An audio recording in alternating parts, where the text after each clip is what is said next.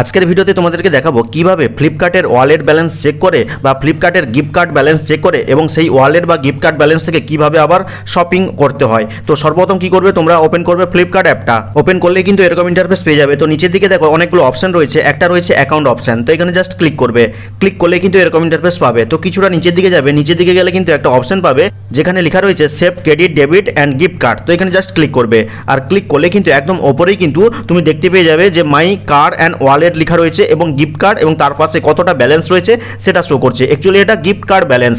তো এখন তুমি চাইলে কিন্তু এই 287 টাকা দিয়ে কোনো কিছু প্রোডাক্ট আবার কিনতেও পারো। তো এর জন্য কিন্তু তোমাকে আবার ডেলিভারি বয়কে কোনো টাকা দিতে হবে না, এই টাকাটাই যে তুমি দিয়ে দিচ্ছ এটাই হচ্ছে শেষ। এখন এই 287 গিফট কার্ড ব্যালেন্স দিয়ে কীভাবে শপিং করবে চলো তোমাদেরকে দেখিয়ে দিচ্ছি।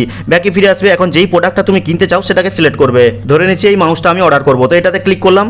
ক্লিক করার পরে এই বাইতে ক্লিক করছি, বাইতে ক্লিক করার পরে কত তারিখে এবং কোথায় ডেলিভারি দেবে সেটা দেখাচ্ছে। এবং দেখো এখানে কিন্তু 279 টাকা দেখাচ্ছে, কিন্তু আমার রয়েছে 287 টাকা গিফট কার্ড ওয়ালেটে। তো এখন কিভাবে পেমেন্ট করতে হয় চলো দেখিয়ে দিচ্ছি। তুমি কি করবে, জাস্ট কন্টিনিউতে ক্লিক করবে। তো ক্লিক করার পরে কিন্তু এখানে কিন্তু অনেকগুলো পেমেন্টের অপশন চলে এসেছে। তো দেখো প্রথমে কিন্তু ইউজ গিফট কার্ড রয়েছে যেখানে ব্যালেন্স দেখাচ্ছে 287 টাকা, তারপর রয়েছে সুপার পে, তারপরে UPI, credit, cash on delivery সব কিছু রয়েছে। কিন্তু আমরা চাইছি আমাদের যে ওয়ালেট ব্যালেন্স বা গিফট কার্ড ব্যালেন্সটা রয়েছে সেখান থেকে অর্ডার করতে। তো কি করবো, এই ইউজ গিফট কার্ড বক্সে ক্লিক করে দিব।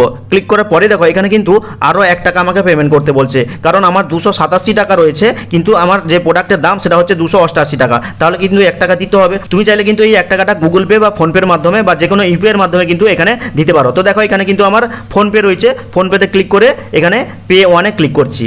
আর পেমেন্ট কনফার্ম হয়ে গেলে কিন্তু তোমার অর্ডারটাও কনফার্ম হয়ে যাবে। অর্থাৎ ডেলিভারি বয় যখন তোমার বাড়িতে প্রোডাক্টটা নিয়ে যাবে তখন কিন্তু আর কোনো টাকা দিতে হবে না, এই গিফট কার্ড ব্যালেন্স থেকে কিন্তু তোমার প্রোডাক্টটা অর্ডার করা হয়ে গেল। এইভাবে কিন্তু খুব সহজে তুমি তোমার গিফট কার্ড ব্যালেন্স চেক করতে পারবে এবং সেখান থেকে কোনো প্রোডাক্ট অর্ডারও করতে পারবে। তো ভিডিওটা ভালো লাগলে লাইক করে চ্যানেলটিকে সাবস্ক্রাইব করবে, কমেন্ট করে জানাবে কেমন লাগলো আজকের এই ভিডিওটা। তো দেখা হচ্ছে পরবর্তী কোনো এই ধরনের হেল্পফুল ভিডিওর সাথে।